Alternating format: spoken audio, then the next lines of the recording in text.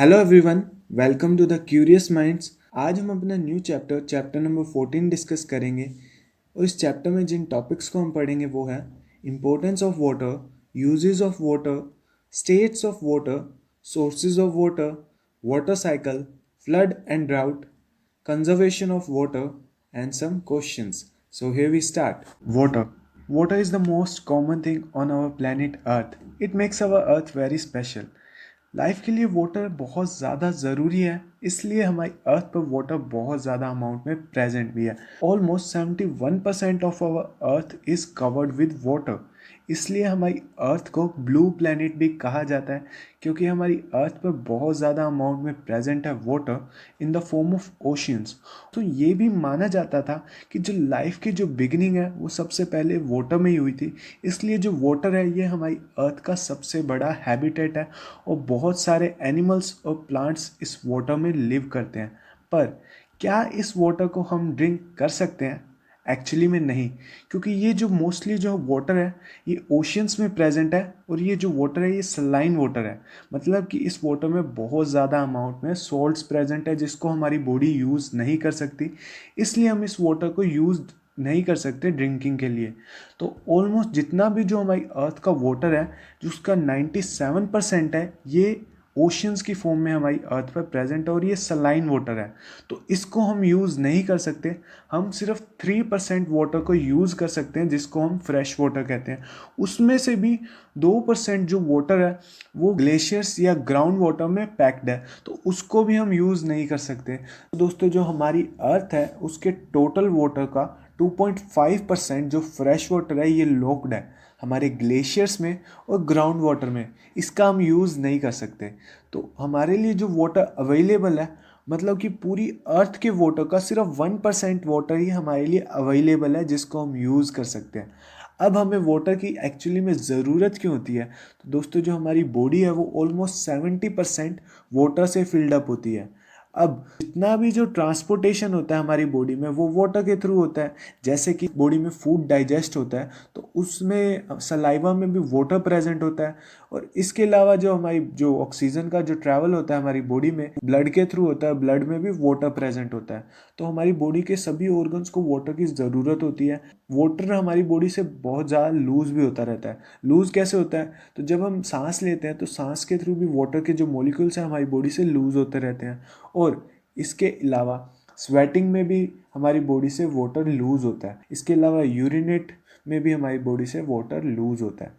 मतलब कि हमें वाटर की ज़रूरत होती है, पर वाटर हमारी बॉडी से लूज़ भी होता रहता है, इसलिए हमें टाइम टू टाइम वाटर की ज़रूरत पड़ती है। अब ड्रिंकिंग के अलावा हम वाटर को और कहाँ कहाँ यूज़ करते हैं? तो हम वाटर का यूज़ करते हैं इरिगेशन में और फार्मिंग में। ठीक है, फार्मिंग और एग्रीकल्चर में हमें वाटर की ज़रूरत होती है। और हमें वाटर का कहाँ यूज़ करते हैं? इंडस्ट्रीज़ में। इंडस्ट्रीज़ में भी हम बहुत ज़्यादा अमाउंट में वाटर का यूज़ करते हैं। और हम कुकिंग में, वॉशिंग में हम वाटर का यूज़ करते हैं। ठीक, जो कपड़े वगैरह हम धोते हैं तो उसमें भी वाटर यूज़ होता है। इसके अलावा किचन में कुकिंग करते वक्त भी वाटर का यूज़ होता है।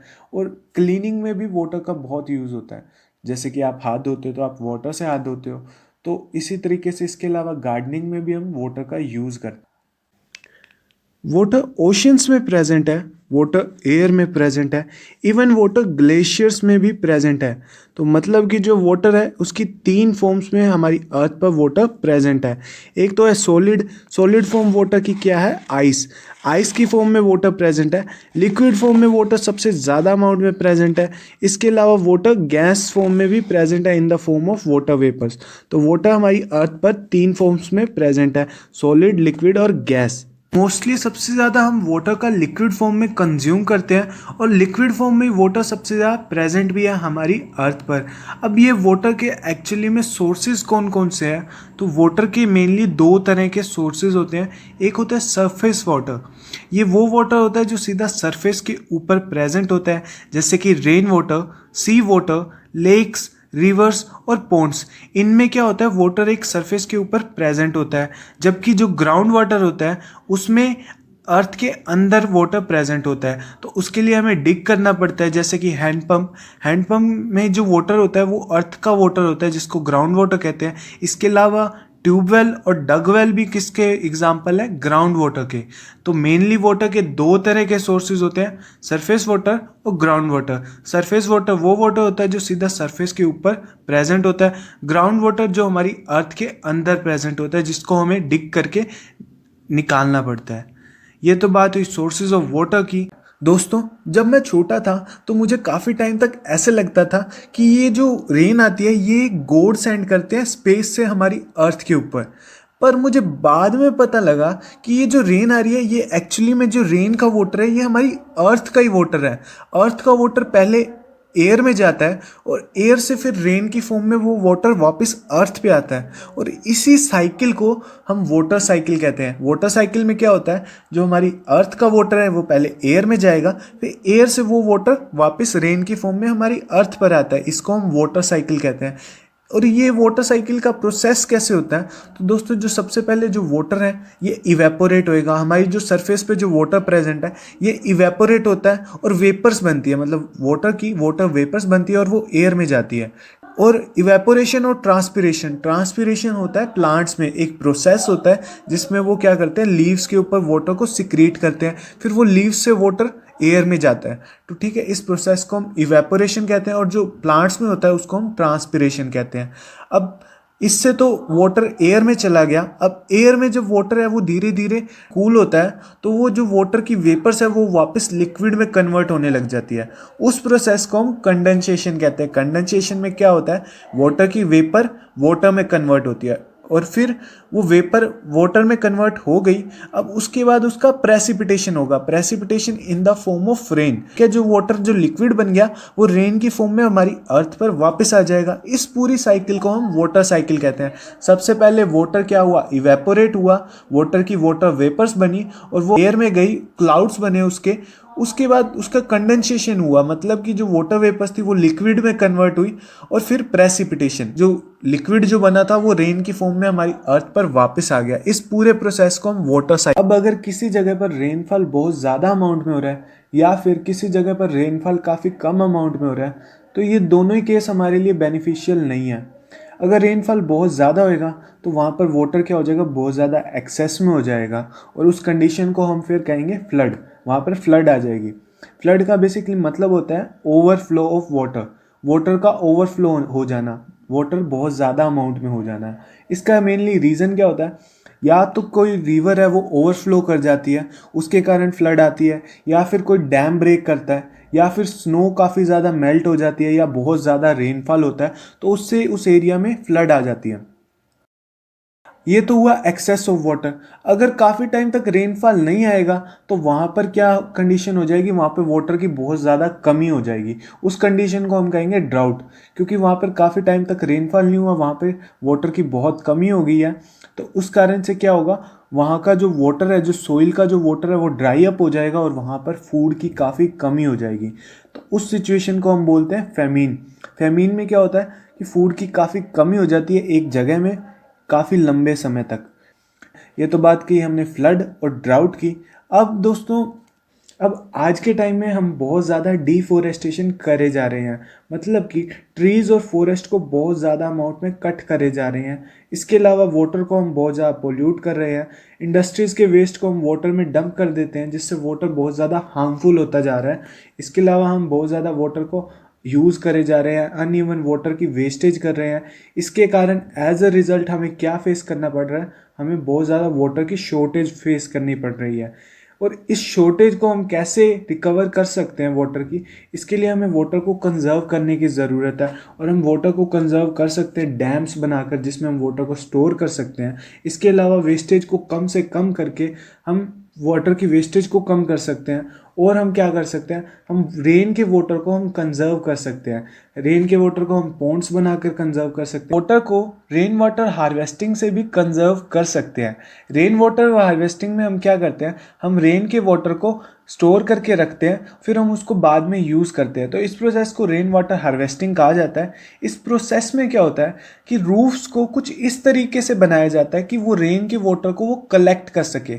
जब रेन आती है तो वो सारा वाटर रूफ्स पे कलेक्ट हो जाता है, फिर वो एक पाइप के थ्रू होकर एक फिल्टर बेड तक वाटर जाता है। ठीक है। ये जैसे वाटर जा रहा है, पहले वाटर कलेक्ट हुआ रूफ में, फिर वो एक पाइप के थ्रू एक फिल्टर बेड पे जाता है जहाँ पर ये वाटर फिल्टर होता है। फिल्टर बेड में सैंड और कुछ रॉक पार्टिकल्स प्रेजेंट होते हैं जो वाटर को फिल्टर करने का काम करते हैं।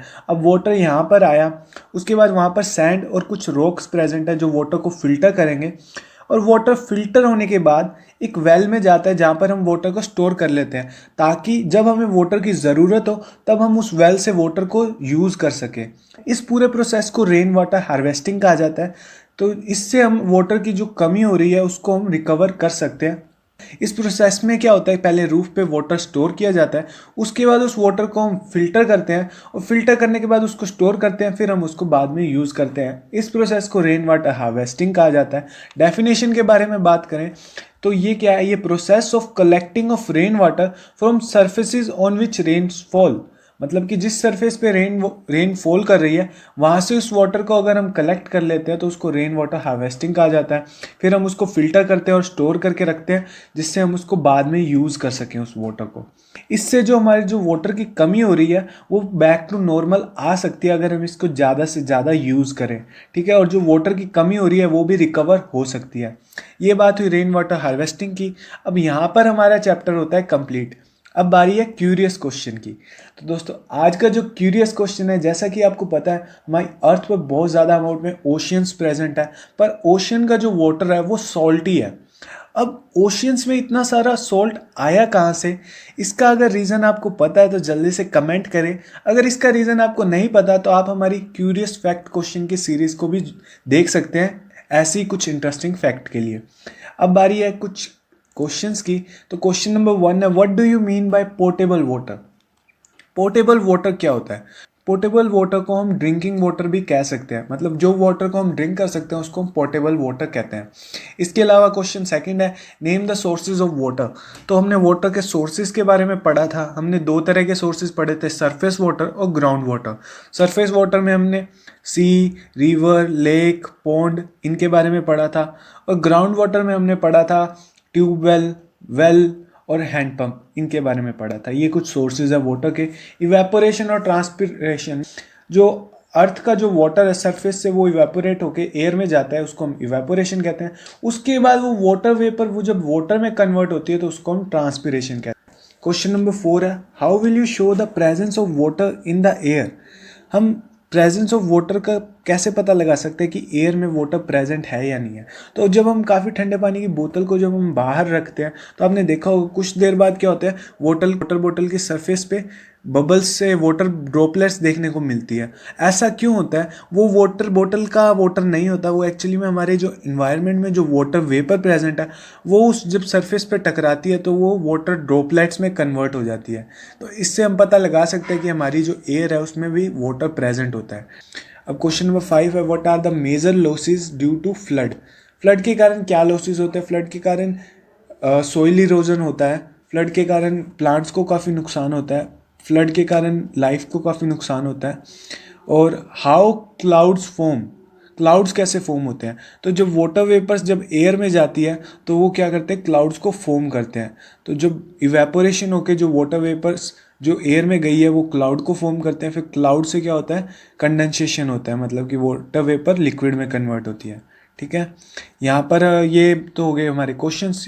तो ये कुछ असाइनमेंट्स है आपके लिए जिसको आप ट्राई कर सकते हैं। आंसर्स इसके हमारे डिस्क्रिप्शन में लिंक गिवन है टेलीग्राम के थ्रू, आप हमसे इनके आंसर्स ले सकते हैं।